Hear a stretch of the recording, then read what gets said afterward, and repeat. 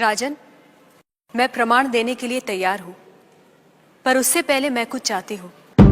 क्या चाहिए? थोड़ा दूध।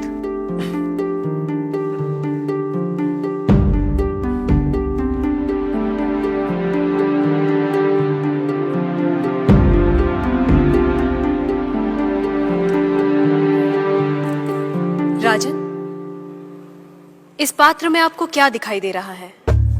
दूध? क्या दूध के अलावा कुछ और दिखाई दे रहा है? नहीं।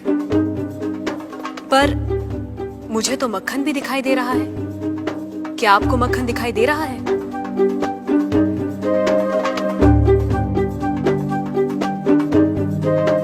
नहीं।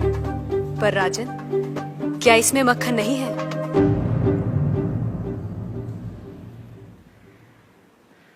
है।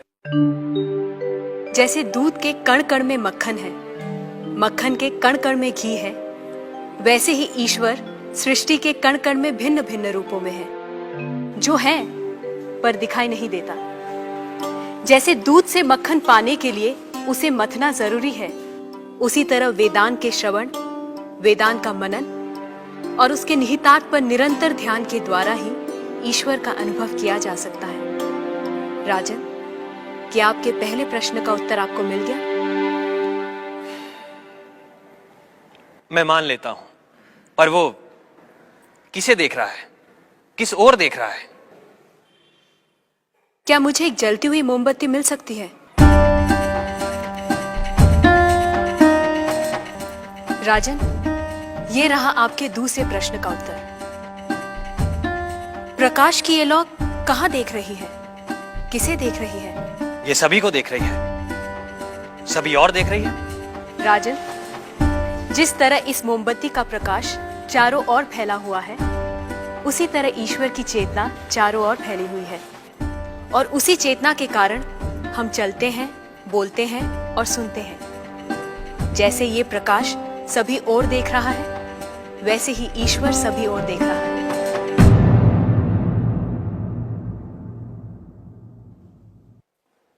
अब आपका तीसरा प्रश्न। वो इस समय क्या कर रहा है? राजन, इस समय मैं आपके प्रश्नों का उत्तर दे रही हूं, इसलिए मैं तुम्हारी गुरु हूं और तुम मेरे शिष्य। पर मैं खड़ी हूं और तुम बैठे हो। यदि अपने प्रश्न का उत्तर चाहते हो तो तुम्हें मुझे अपना आसन देना होगा।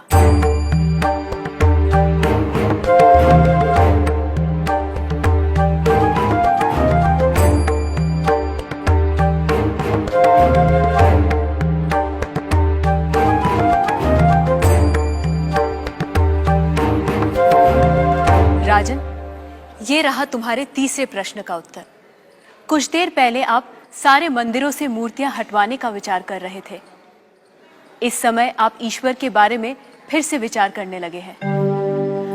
आप मेरे स्थान पर खड़े हैं और मैं आपके सिंहासन पर बैठी हूं। इधर एक राजा को सामान्य नागरिक का स्थान और एक सामान्य नागरिक को राज सिंहासन दे सकता है, ये आप देख रहे हैं।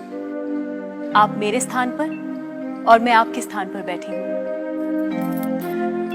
ईश्वर इस समय ये करवा रहा है। उस अनंत और असीमित शक्तियों के स्वामी, जिसने ये सुंदर, अद्भुत, विस्मयकारी और महान संसार रचा है, जिसमें सूर्य, चंद्र, तारे, ग्रह, नक्षत्र अपने अपने स्थान पर स्थिर और गतिमान है, जिसके कण कण में एक व्यवस्था है। ऐसे शब्दों और ज्ञान से परे ईश्वर के लिए क्या संभव है? कहिए राजन, क्या मंदिरों से मूर्तियां हटवाई जाएं? मूर्तियां तो उस ईश्वर की प्रतीक है, उनका मूर्त रूप है। वह सर्वज्ञ, सर्वशक्तिमान, सर्वव्यापी ईश्वर सर्वत्र है। किसी ने उसको पत्थर में पाया, किसी ने पेड़ों में, किसी ने शब्दों के माध्यम से, तो किसी ने प्रार्थना करके। वही परमात्मा अनेक नाम, रूप और गुणों में व्यक्त होता है, और कोई उन्हें अरूप और निर्गुण आत्मा के रूप में जानते हैं। ईशास्माद्वातः पवते ईशोदेति सूर्यः ईशास्मादग्निश्चेन्द्रश्च मृत्युर्धावति पंचम इति